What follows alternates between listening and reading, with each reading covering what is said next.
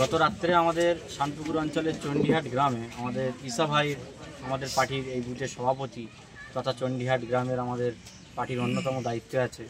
ওনার বাড়িতে বোম মারে কিছু তৃণমূলের দুষ্কৃতীরা। ঈশা ভাই এই গ্রামের দুর্নীতির বিরুদ্ধে তিনি লড়াই করে যাচ্ছে। গ্রামের যে সমস্ত অবৈধ কাজ হচ্ছে সেই কাজের প্রতিবাদ করছে। বিভিন্ন জায়গায় দুর্নীতি হচ্ছে, যেমন জলখাত থেকে শুরু করে বা অন্যান্য কাজে মানুষের সঠিক দাম বা সঠিক পাওনা তাদেরকে এই এলাকার তৃণমূলরা তারা বঞ্চিত করছিলেন। তিনি মানুষের হয়ে লড়াই করে যাচ্ছেন এবং পার্টির হয়ে এই গ্রামের যথেষ্ট তিনি কাজ করে যাচ্ছে। তাই গত রাত্রে ওনার বাড়িতে তৃণমূলের দুষ্কৃতীরা বোম মেরে তাকে জমানোর চেষ্টা করেছিল এবং প্রাণে মারার চেষ্টা করেছিল।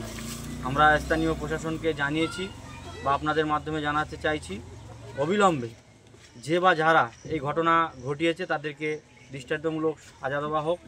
কারণ ইচাভার পরিবারে শুধু ইচাভাই নেই, ওনার পরিবারে ওনার স্ত্রীতে শুরু করে ওনার মা এবং দুটো বাচ্চাও ওনার পরিবারে আছে। ঠিক রাতের বেলা এই রকম একটা বাড়ি নির্জন রাত্রে পাড়ায় যখন সবাই ঘুমিয়ে থাকে, সেই সময় এই এলাকা অশান্তি করার চেষ্টা করছে এলাকার তৃণমূলের বেশ কিছু দুষ্কৃতীরা। আইএসএফ করার কারণে কি মারামারি হয়েছে? এবং একমাত্র আইএসএফই উনি করে। আইএসএফ দীর্ঘদিন ধরে তিনি করে এসছে। এই আইএসএফ করার জন্য উনি কয়েকবার জেলও খাটতে হয়েছে। এলাকার কিছু দুষ্কৃতীরা তাকে মিথ্যা মামলা জড়িয়ে প্রশাসনের হাতে ধরিয়ে তিনি কয়েকবার জেলও কেটেছে। তারপরেও তিনি মানুষের হয়ে, আইএসএফের হয়ে, গ্রামের স্বার্থে, মানুষের স্বার্থে তিনি লড়াই করে যাচ্ছে।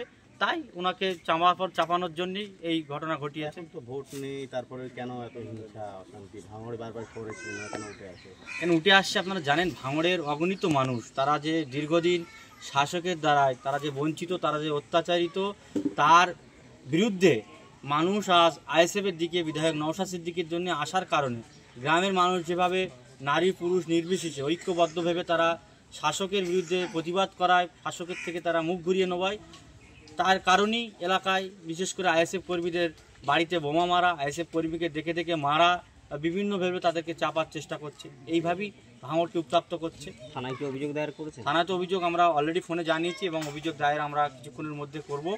এবং আমরা পার্টিগতভাবে আগামী বুধবার চণ্ডীহাট গ্রামের আইএসএফ কর্মীদের উদ্যোগে কাশীপুর থেকে চণ্ডীহাট লালপুর পর্যন্ত একটি প্রতিবাদ মিছিল হবে।